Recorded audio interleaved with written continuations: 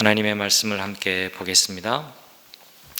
하나님의 말씀은 창세기 34장 13절부터 31절 말씀입니다.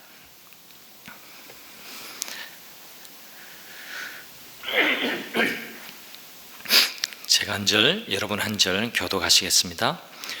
야곱의 아들들은 세겜이 그들의 누이 디나를 욕보였으므로 세겜과 그의 아버지 하몰에게 짐짓 속임수를 썼다. 그들은 세겜과 하몰에게 이렇게 말하였다. 우리는 그렇게 할 수 없습니다. 할례를 받지 않은 남자에게 우리의 누이를 줄 수 없습니다. 그렇게 하는 것은 우리에게 부끄러운 일입니다. 조건이 하나 있습니다. 당신들 쪽에서 남자들이 우리처럼 모두 할례를 받겠다고 하면 그 청혼을 받아들이겠습니다. 그렇게 하면 우리가 딸들을 당신들에게로 시집도 보내고 당신네 딸들을 우리가 며느리로 삼으며 당신들과 함께 여기에서 살고 더불어 한 결례가 되겠습니다. 그러나 당신들 쪽에서 할례 받기를 거절하면 우리는 우리의 누이를 데리고 여기에서 떠나겠습니다. 하몰과 그의 아들 세겜은 야곱의 아들들이 내놓은 제안을 좋게 여겼다. 그래서 그 젊은이는 시간을 지체하지 않고 그들이 제안한 것을 실천으로 옮겼다. 그만큼 그는 야곱의 딸을 좋아하였다. 세겜은 자기 아버지의 집안에서 가장 존귀한 인물이었다.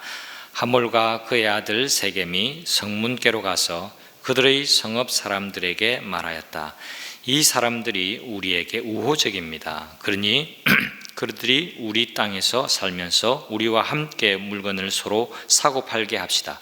이 땅은 그들을 받아들일 수 있을 만큼 넓습니다. 우리가 그들의 딸들과 결혼할 수 있게 하고 그들은 우리의 딸들과 결혼할 수 있게 합시다. 그러나 이 사람들이 기꺼이 우리와 한 결례가 되어서 우리와 함께 사는 데는 조건이 하나 있습니다. 그들이 할례를 받는 것처럼 우리 쪽 남자들이 모두 할례를 받아야 한다는 것입니다. 그렇게 하면 그들의 양떼와 재산과 집 짐승이 모두 우리의 것이 되지 않겠습니까? 다만 그들이 우리에게 요구하는 것을 그대로 합시다. 우리가 그렇게 할례를 받으면 그들이 우리와 함께 살 것입니다. 그 성읍의 모든 장정이 하몰과 그의 아들 세겜이 제안한 것을 좋게 여겼다. 그래서 그 장정들은 모두 할례를 받았다. 사흘 뒤에 장정 모두가 아직 상처가 아물지 않아서 아파하고 있을 때에 야곱의 아들들 곧 디나의 친오라버니들인 시므온과 레위가 칼을 들고 성읍으로 쳐들어가서 순식간에 남자들을 모조리 죽였다. 그들은 하몰과 그의 아들 세겜도 칼로 쳐서 죽이고 세겜의 집에 있는 디나를 데려왔다. 야곱의 다른 아들들은 죽은 시체에 달려들어서 털고 그들의 누이가 욕을 본 그 성읍을 약탈하였다. 그들은 양과 소와 나귀와 성 안에 있는 것들과 성 바깥들에 있는 것들과 모든 재산을 빼앗고 어린 것들과 아낙네들을 사로잡고 집안에 있는 물건을 다 약탈하였다. 일이 이쯤 되니 야곱이 시므온과 레위를 나무랐다. 너희는 나를 오히려 더 어렵게 만들었다. 이제 가나안 사람이나 브리스 사람이나 이 땅에 사는 모든 사람이 나를 사귀지도 못할 추한 인간이라고 여길 게 아니냐. 우리는 수가 적은데 그들이 합세해서 나를 치고 나를 죽이면 나와 나의 집안이 다 몰살당할 수밖에 없지 않느냐. 그들이 대답하였다. 그가 우리 누이를 장녀 다루듯이 하는데도 그대로 두라는 말입니까? 아멘. 최근 미나리라는 영화가 굉장히 화제입니다. 미국으로 이민 간 가정의 애환을 담은 가족 영화라고 할 수 있는데요. 아직 저는 보지는 못했습니다. 조만간 꼭 볼 참입니다. 거기에 나왔던 배우 윤여정 씨의 인터뷰 기사를 본 적이 있습니다. 아시듯이 윤여정 씨는 중견 배우가 아니라 원로 배우죠. 윤여정님이 굉장히 요즘 핫하게 주목을 받고 있습니다. 그분의 인터뷰를 보았는데 이렇게 인터뷰를 했더라고요. 독립영화인 그 저예산 영화에 출연했는데 처음에는 그 영화가 이렇게 주목받을지 본인도 몰랐던 거죠. 사실 아무도 몰랐습니다. 그 감독 정이삭이라는 감독을 사실은 아무도 몰랐죠. 근데 윤여정 씨가 미나리를 촬영하기 위해서 미국으로 간 이유에 대해서 이렇게 대답을 했더라고요. 윤여정 씨의 말입니다. 한국에서는 지금 감독들이 다 나한테, 윤여정 씨한테 선생님 좋으실 대로 연기하세요, 괜찮습니다, 좋으실 대로 하세요, 다 이렇게 말한답니다. 이런 환경에 있으면 괴물이 될 수 있어요. 그게 매너리즘이죠. 저는 이 기사를 보고 깜짝 놀랐습니다. 와, 정말 내공이 깊은 분이다라는 생각을 했습니다. 이어서 말했습니다. 미국 가서 윤여정을 모르는 사람들에게 와! 막 이러면서 이런 말도 들어가면서, 그리고 내가 아무것도 아닌 사람, 노바디구나 라고 이렇게 생각을 하고, 그러면서 내가 연기를 잘하는 모습을 보여주는 것 밖에는 이 사람들을 설득하고 이 사람들과 함께 잘 융화되고 이끌고 갈 수밖에 없겠다, 이렇게 생각하는 것이, 그것이 도전 아니겠어요? 그렇게 말하는 겁니다. 여러분, 사람이 언제 영적으로 무너질까요? 불안감이 몰려올 때가 아닙니다. 불확실성이 눈앞을 가로막고 있을 때가 아닙니다. 오히려 안정을 추구하고 이제는 됐다라고 하면서 안주하기 시작할 때에, 거기 머물고 거기 안주하고 소위 매너리즘에 빠지기 시작할 때에, 그때 영적으로 무너지게 됩니다. 오늘 본문의 용어를 빌려서 말하면, 야곱이 몸과 마음이 세겜에 정착하기 시작할 때, 이때부터 야곱의 가정은 무너지기 시작을 하는 겁니다. 지금 야곱의 일생을 우리가 함께 계속 묵상하고 있는데요, 밧단 아람에서 이제 고향으로 돌아오는 길입니다. 근데 밧단 아람을 떠나서 고향으로 가나안으로 돌아오는 그 여정은 참 잘 선택했는데, 고향 바로 직전에 세겜이라는 땅에 야곱은 머물기 시작합니다. 세겜은 올바른 선택이 아니었습니다. 하나님이 이끄시는 곳도 아니었습니다. 그 옛날 20년 전 자기가 형의 살해 위협에 두려워서 집을 도망갈 때에 베델에서 만났던 그 하나님께 약속했던 바도 아닙니다. 그런데 고향 땅을 눈앞에 두고 세겜에 머물면서 그는 끔찍한 일을 경험하게 됩니다. 야곱은 세겜에서 하나님께 집중하는 마음을 놓치고 세상에 점점점 자리를 내어주고 말았던 것이죠. 어제 그제 본문을 보면 18절, 그러니까 33장의 18절에 보면 이렇게 되어 있습니다. 야곱이 밧단 아람을 떠나 가나안 땅의 세겜 성에 무사히 이르러서 그 성 앞에다가 장막을 쳤다. 여기 보면 세겜 성이 한눈에 다 보이는 곳, 그곳에 장막을 치고 거주했다라는 겁니다. 그러니까 도시가 바라보는 곳에 장막을 쳤던 것이죠. 그리고 어제 오늘 본문을 보면 야곱은 이미 그 세겜 지도자의 세겜과 그 아버지 하몰과 토지 매입 거래를 하면서 그 토착민들과 어울렸던 것을 보게 됩니다. 여러분, 옛날에는 돈 좀 있다고 토지를 쉽게 내어주지 않습니다. 토지가 거래가 그런 게 아닙니다. 지금 신도시 땅 투기 외지인이 몇 퍼센트 샀다, 우리나라엔 지금 떠들썩하지만 고대에는 다 지역 주민 또 부족 공동체, 씨족 공동체였기 때문에 외지인이 거기 있는 땅을 구입한다라는 것은 상당한 친분이 유지가 되고 형성이 되었다라는 것을 의미합니다. 어울려서 관계를 터야하고 경계심이 풀어지고 친해져야 같은 구역에서 자리를 내어주게 되는 겁니다. 그러니까 이 성경의 전개의 흐름상 우리가 이해해야 할 것이 야곱이 지금 그 지역 주민과 상당히 두텁게 관계를 맺어가고 거기에 동화되었다라는 것을 우리는 미루어 짐작을 할 수 있습니다. 또 한 가지 더 결정적인 사건이 여기에 벌어지죠.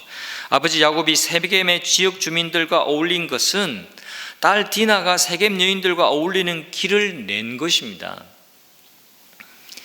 디나가 왜 괜히 그 땅의 여자들을 보러 나갔을까요? 네, 그것이 아버지의 모습이었기 때문에 그렇습니다. 딸 디나가 그 땅의 딸들을 보러 나갔다라고 말하는 것은 이미 세겜 여인들의 문화에 노출되고 있었다라는 것을 압축해서 보여주고 있는 장면입니다. 디나 강간 사건은 너무나 유명한 사건입니다만 성경은 디나를 말하지만 정작 누구를 말하고 있는 것일까요? 네, 야곱을 말하고 있는 겁니다. 디나의 불행한 기록은 디나를 기억하기 위한 이야기가 아니라 야곱을 말하고 싶은 겁니다. 야곱의 삶을 후세에 남겨주고 싶은 것이 성경의 관점입니다. 여러분, 디나가 누구에게 배웠을까요? 디나의 태도는 야곱을 보고 배운 겁니다. 여러분, 사단은 언제나 아주 작은 것을 통해서 우리를 유혹하고 공격해 온다라는 것을 기억하시기를 바랍니다. 처음부터 엄청나고 큰 시험거리로 공격하면 우리의 방어 기제가 작동을 해서 반사적으로 반응하기 때문에 그래요. 그래서 조금씩, 아주 조금씩 작은 것을 통해서 공격합니다. 예수님이 광야에서 시험 받을 때도 마찬가지입니다. 먹을 것 가지고, 그죠? 그렇게 하죠. 우리에게도 유혹이 찾아올 때 대단한 큰 것을 걸고 그렇게 유혹하지 않습니다. 이거 좀 어때? 딱 한 번만. 이 정도는 괜찮아. 그래도 네가 이 정도 살았는데 이 정도 누리는 거 괜찮지 않겠어? 그래서 조금씩 죄에게 문을 열어도 된다라고 그렇게 안심시키는 거죠. 여러분, 디나가 그랬을 뿐 아니라 오늘 본문에 나오는 시므온과 레위의 행동에서 야곱 가정의 영적인 무너짐을 발견할 수가 있습니다. 누이가 강간을 당하고 납치된 일에 아버지 야곱과는 다르게 이 형제들은 굉장히 흥분을 합니다. 아마도 같은 어머니 레아의 뱃속에서 난 형제간, 남매간이었기 때문이 아닐까 그렇게 짐작을 할 수 있습니다. 그러면서 이들은 시몬과 레위, 이들은 하몰과 세겜을 속이게 됩니다. 할례를 받아라. 그러면 우리와 동원할 수 있다. 하몰도 그게 과히 나쁘지가 않았습니다. 왜냐하니까 속으로 꿍꿍이가 있었기 때문에 그렇죠. 할례 받는 것은 조금은 우리가 익숙하지 않은 일이지만 할례를 받아서 그 딸들을 우리의 아들들과 결혼하게 하고 우리도 서로 동원하기 시작하면 저들의 재산이 결국에는 우리의 것이 될 거다라는 동상이몽을 사실은 꾸고 있는 것을 성경은 우리에게 알려주고 있습니다. 그리고는 할례를 받았습니다. 사흘째 통증이 가장 심하고 또 제대로 움직이지 못할 때 시몬과 레위는 가서 모든 남자들을 죽이게 됩니다. 끔찍한 살해 사건이죠. 다른 형제들은 어떻습니까? 끔찍하게 직접적으로 살해는 안 했지만 마음껏 노력했습니다. 그러니까 죽은 시체에 달려들어서 털었다. 굉장히 졸렬하죠. 치사한 행동입니다. 여러분, 아니 자기들의 누이를 그렇게 나쁘게 강간을 했는데 이거 정당하지 않냐? 그렇지 않습니다. 이건 범죄입니다. 상관없는 사람들까지 모조리 죽이고 씨를 말리는 것은 오히려 세겜이 한 짓보다 더 악하다고 말할 수 있고 더 끔찍한 결과를 가져왔습니다. 아들들의 행동은 아버지의 그림자라고 할 수 있습니다. 여러분, 지금 이어지는 모든 본문을 야곱과 따로 떼어서 생각하시지 말고 야곱의 관점이라기보다 야곱과 연결해서 이 모든 사건을 생각하고 묵상하는 것이 중요합니다. 시몬과 레위, 그리고 이 벌어지고 있는 이 야곱의 가정에서 벌어지고 있는 이 불행한 일들을 야곱의 일생과 비추어서 생각해 보는 거죠. 아들들의 행동이 아버지의 영적인 상태, 그 가정의 영적인 분위기를 잘 보여주고 있습니다. 여러분, 제게도 아들이 둘이 있는데요, 누굴 닮았을까요? 두말하면 잔소리입니다. 아버지를 닮았습니다. 닮을 수밖에 없죠. 야곱의 영적 상태가 어떤지 30절에 야곱이 하는 말을 통해서 우리는 알 수가 있습니다. 너희는 나를 오히려 더 어렵게 만든다. 이 사건을 이렇게 해석하고 있는 겁니다. 이 사건 때문에 이 땅의 사람들이 나를 더 이상 사귀지 않을 것 같아. 추한 인간하라고 손가락질할 게 아니냐. 우리는 수가 적은데 저들이 합세해서 나를 치면, 나를 죽이면 나와 내 집안이 다 몰살당할 수밖에 없지 않느냐. 이것이 야곱의 수준입니다. 한번 내리막길에 들어서게 되면 영적으로 걷잡을 수 없는 상태에 이른다라는 것을 오늘 본문은 우리에게 가르쳐 주고 있습니다. 성도 여러분, 오늘 성경에 읽으시면서 특이한 점을 발견하셨는지 모르겠습니다. 34장 이야기의 특징 가운데는요, 하나님이라는 단어가 한 번도 등장을 하지 않습니다. 내 삶에, 우리의 가정에, 우리의 공동체에 하나님이 없을 때에 얼마나 먹구름 같은 일들이 생겨날 수 있는지를 보여주는 내용이라고 할 수가 있습니다. 야곱은 생각했습니다. 이렇게 생각했을지도 모르겠습니다. 여기가 끝이구나. 여기에 이제 머무르면 되겠구나. 여기가 됐다라고 생각하고 세겜에 머물기 시작한 것, 안주하기 시작한 것 말입니다. 매너리즘에 빠진 것 말입니다. 그렇게 하다가 야곱이 불행한 일을 만나게 됩니다. 감사하게도 34장은 야곱의 끝은 아닙니다. 또 다음 이어질 35장에는 이 실패한 야곱을 다시 베델로 부르시는 하나님을 만나게 되고요, 회복시키는 이야기가 전개됩니다. 그러나 오늘 본문을 통해서 우리가 얻을 수 있는 교훈이 무엇일까요? 어떤 일을 만나도, 좋은 일이든 어려운 일이든 여기가 끝이 아님을 기억하고 일어서고 날마다 결단하고 하나님이 원하시는 길로 나아가고 그 일들 속에서 하나님이 주신 메시지를 발견해내는 것, 그것이 하나님의 뜻이 아닐까 생각합니다. 함께 기도하겠습니다. 오늘 말씀을 통해서 이렇게 기도했으면 좋겠습니다. 하나님, 영적인 매너리즘에 빠지지 않기를 원합니다. 하나님이 원하시지 않는 그곳에 머물지 않게 하시고 날마다 저 높은 곳을 향해서 나아가는 그런 은혜가 있게 하여 주시옵소서.